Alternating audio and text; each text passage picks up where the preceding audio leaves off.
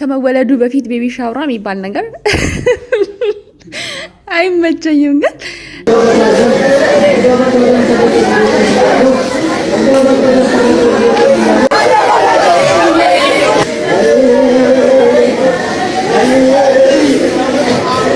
የትዝታ ቤተሰቦች በእንባ ስለ ትዝታ ያልተሰሙ መረጃዎችን አጋርተዋል። ይህቺ ምስኪን እህታችን ከተገደለች ቀናት እየተኩ ጊዜው እየሄደ ነው። ገዳዩ ባሏን በተመለከተ ከትዝታ የትውልድ ሀገር ልጆችም የተላለፈ ሊሰማ የተገባ መልእክት ይዘናል፣ ወደ እናንተ እናደርሳለን። ኢትዮጵያ ውስጥ ስለተከሰተው አጣዳፊ ተቅማጥ አሁን የወጣ ሁላችንንም የሚመለከት መረጃን ይዘናል። አብራችሁን ስትቆዩ ወደ እናንተ እናደርሳለን። 90 ሺህ ብር በ100 ሺህ ብር መሸጥም ተጀምሯል። ይህንን ሀገራችን የተሰማና ማይሰማ የለም ያስባለን ግን የሆነ መረጃ ነው። ሙሉ ዝርዝር ጉዳዩን ወደ እናንተ እናደርሳለን። የ12ኛ ክፍል ተማሪዋ ችሎታ ሳይኖረኝ ፈተና እንዳልፍ አድርጎኛል ስትል ትምህርት ቤቱን ከሳለች። ይህ መረጃም በዓለም ትላልቅ ሚዲያዎች በስፋት መነጋገሪያ የሆነ ጉዳይ ሆኗል። ታደምጡታላችሁ። ሰላም ጤና ይስጥልን ውድ የእውነት ቲዩብ ቤተሰቦች፣ ፈጣሪ ከሚሰማው አስደንጋጭ ዜና ሁሉ ይሰውራችሁ እያለን በግፍ ስለተገደለችው ትዝታም ከቤተሰቦቿ ለመላ ኢትዮጵያ ሕዝብ የተላከውን መረጃና ሌሎች ከላይ ያስደመጥናቸውን መረጃዎች ወደ እናንተ እናደርሳለን። አብራችሁን ቆዩ። በቡራዩ ገፈርሳ አካባቢ በተገደበ ውሃ ውስጥ የሁለት ወጣቶች ህይወት አልፎ ተገኘ።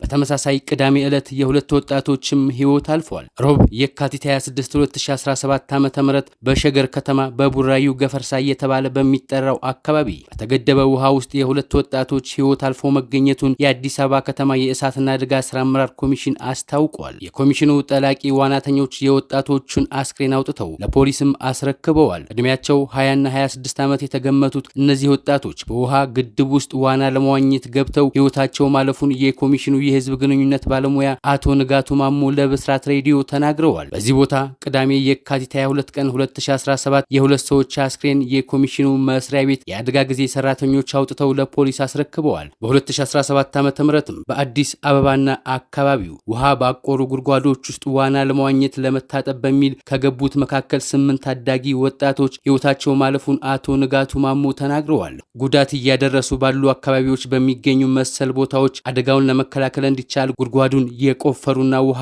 አጠራቅመው የሚጠቀሙ ባለ ንብረቶች የአካባቢውን የአስተዳደር አካላት ተገቢውን የአደጋ መከላከል ስራን እንዲሰሩ ኮሚሽኑ አሳስቧል። መሰል አደጋዎችን አስቀድሞ በመከላከል በኩል ኃላፊነታቸውን እንዲወጡ በማሳሰብ ወላጆችና የአካባቢው ማህበረሰብም ለታዳጊዎች አስፈላጊውን ጥበቃ እንዲያደርጉ ኮሚሽን መስሪያ ቤቱ ምክረ ሀሳብ ሰጥቷል። ይህን መረጃ ለጥንቃቄ ይሆን ዘንድ ወደ እናንተ አደረስንላችሁ። ወደ ሌላኛው መረጃ ተሻገርን። ኢትዮጵያ ውስጥ 90 ሺህ ጥሬ ገንዘብ በ100 ሺህ ብር እየተገዛ ነው ተባለ። በቤንሻንጉል ጉሙዝ ክልል የኮንትሮባንድ ንግድ በመስፋፋቱ የጥሬ ገንዘብ እጥረት በማጋጠሙ እጃቸው ላይ ገንዘብ ያላቸው አትርፈው መሸጥም ጀምረዋል ተብሏል። እንደማሳየም 90 ሺህ ብር በ100 ሺህ ብር ይሸጣል ሲል ሸገር መዘገቡ ተሰምቷል። ከባንኮች አንድ ሰው በቀን ከ500 ብር በላይ ማውጣት አይችልምም ተብሏል። የህዝብ እንደራሴዎች ምክር ቤት አባልና የቦሮ ዲሞክራሲ ፓርቲ የፖለቲካ ዘርፍ ኃላፊ መብራቱ አለሙ የጥሬ ገንዘብ እጥረት በባንኮች መፈጠሩንና የኮንትሮባንድ ንግድ መስፋፋቱን የተመለከቱት በምርጫ አካባቢዎች በመተከል ዞን በመገኘት ባደረጉት ህዝባዊ ውይይት መሆኑን ለሸገር ተናግረዋል። የኑሮ ውድነቱ በቤንሻንጉል ጉሙዝም ተባብሷል የሚሉት የህዝብ እንደራሴው ይህንንም በህዝባዊ ውይይታቸው ተመልክተናል ብለዋል። ወደ ሌላኛው ግርምትን ወደ ጫሮ መረጃ ተሸጋገርን። አሜሪካዊት ወጣት ማንበብና መጻፍ ሳልችል 12ኛ ክፍል ብቁ ነሽ ብሎ አስመርቆኛል በሚል ትምህርት ቤቷን ከሰሰች። የ19 ዓመቷ የኮነቲክት ወጣት በመሰረቱ መሀይም እንደሆንኩኝ እየታወቀ በክብር እንድመረቅ በመፍቀዱ ያስተማራትን የህዝብ ሁለተኛ ደረጃ ትምህርት ቤት ላይ ክስ መስርታለች።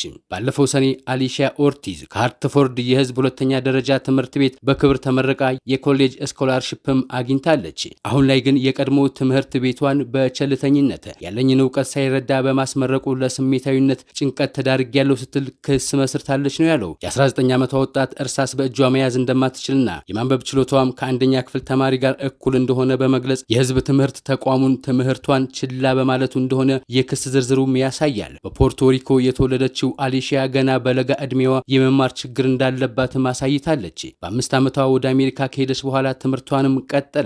ትምህርት ቤቷና በጉዳዩ ላይ የተሾመው ልዩ አስተማሪ ለምረቃ 1 ወር ሲቀረኝ እንኳን ብዙም እርዳታ እንዳልሰጣትም ትናገራለች። አሊሺያ ኦርቲዝ ማንበብ መጻፍ ሳትችል እንዴት የሁለተኛ ደረጃ ትምህርቷን በክብር ልትመረቅ ቻለች የሚለው ግን አነጋጋሪ ሆኗል። በዚህም ሳያበቃ የኮንተኒክ ዩኒቨርሲቲ ስኮላርሺፕም አግኝታለች። የስማርት ስልክ አፕሊኬሽኖች ተጠቅማ ጽሁፍ ወደ ንግግርና ንግግርን ወደ ጽሁፍ በመተርጎም የኮሌጁን ማመልከቻ እንኳን ለመሙላት ለመጻፍም ተጠቅማለች። የኮሌጁ ተማሪ መሆን ግን ፍጹም ከዚህ የተለየ ሁኔታ ነበር። አሊሻ እየተቸገረች መሆኗን አምና በየካቲት ወር መጀመሪያ ላይ ትምህርት መከታተል እንዳቆመች ተናግራለች። ለአእምሮ ሕክምና እረፍት መውሰድ ያቋረጠች ሲሆን በቅርቡ ወደ ክፍል እንደምትመለስም ተስፋ አለኝም ትላለች።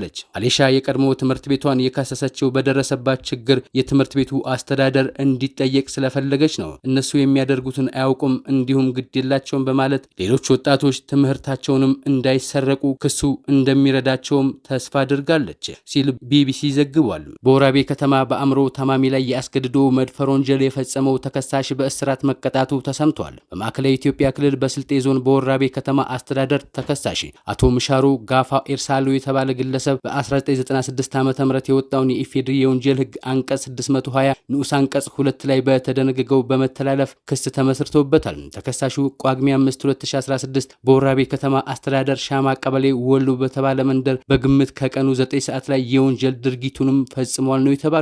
የአእምሮ ህመምተኛ የሆነችው የግል ተበዳይ አጃይባ ጀማልን በሌላ ህመም ታማ በተኛችበት ቤቷ ውስጥ ገብቶ የግብረ ስጋ ግንኙነት የፈጸመባት በመሆኑ ከዚህ በፊትም ቀኑ በውል ባልታወቀ ወቅት ቀን እንጨት እየለቀመች ባለበት ዛፍ ውስጥ የደፈራት በመሆኑ በፈጸሙ የአስገድዶ መድፈር ወንጀል በቁጥጥር ስር መዋሉን የስልጤ ዞን ፖሊስ መምሪያ ህዝብ ግንኙነት ሚዲያ ጉዳዮች ዲቪዥን ኃላፊ ኮማንደር ከድር ኤርጎሻ ተናግረዋል። በመሆኑም የወራቤ ከተማ አስተዳደር ፖሊስ ማስረጃ አሰባስቦ ምርመራውን በማጣራት መዝገብ አደራጅቶ ለወራቤ ከተማ አስተዳደር አቃቢ ህግም ልኳል። አቃቢ ህግም የቀረበለትን የምርመራ መዝገብ ፈትሾ ክስ መስርቶ ለወራቤ ከተማ አስተዳደር የመጀመሪያ ደረጃ ፍርድ ቤትም አቅርቧል። ፍርድ ቤቱም ከአቃቢ ህግ የቀረበለትን ክስ በማየት ጉዳዩን ለማጣራት ከሳሽና ተከሳሽን ሲያከራክር ከቆየ በኋላ ተከሳሽ ወንጀል የፈጸመ መሆኑን አንደኛ በሰው ማስረጃ፣ ሁለተኛ ከወራቤ ሆስፒታል በቀረበ የህክምና ማስረጃ መሰረት በማረጋገጥ ግለሰቡን ጥፋተኛም ብሏል። ፍርድ ቤቱም የካቲት 22 2017 በዋለው የወንጀል ችሎት አቶ ምሻሩ ጋፋ በ11 ዓመት ጽኑ እስራት እንዲቀጣ የተወሰነበት መሆኑን ኮማንደር ከድር ኤርጎሹ ተናግረዋል። ትዝታ ስለ ልጅ አውርታ አጠግበም ነበር። ገና ስላልወለደችው ልጅም እቅዷ ብዙ ነበር። ወደኛ በደወለችም ቁጥር ቀድማ የምታወራው ስለ ባሏና ስለ ጸነሰችው ልጅ ነው። በጣም ነበር የልጅ ፍቅርም የነበራት። ልጆችንም አብዝታ ተወድ ነበር። ይህ አረመኔ ባሏም ለልጅ ያላትን ፍቅር ጠንቅቆ ያውቃል። ግን ምን ያደርጋል ከሆዷ ውስጥ ካለው ልጇ ጋር ገደላቸው። ትዝታ በባህሪዋ ሰው ማስከፋትን የማትወድ ለሁሉም ታዛዥ የሚያውቋት ሁሉ የሚወዷት ደግ ሴት ለኛ ደግሞ ልጃችን ነበረች። ባልጠበቅንበት ጊዜ ፍጹም ይሆናል እሷ ላይ ይፈጸማል ብለን ባልጠበቅነው በገዛው ባሏ ከነ ልጇ ተገደለች። ለኢትዮጵያ ሕዝብ አንድ ተማጽኗለን። በሀገር ውስጥም ከሀገር ውጭም ያላችሁ ወገኖቻችን እኛ ላይ የደረሰው ህመም እናንተ ላይ አይድረስ። እኛ ቤት ሁሌም ለቅሶ ነው፣ ሁሌ ሀዘን ነው። እባካችሁ በቻላችሁት አቅም ወንጀለኛውን እንዲያዝ ተባበሩን ሲሉ የትዝታ ቤተሰቦች ይህን መልእክት አጋርተዋል። ፍልቅልቋ የዋሃ ትዝታ ምንም እንኳን በአካለ ስጋ ብትቀበርም በመንፈስ ከብዙዎች ጋር አለች ትኖራለችም።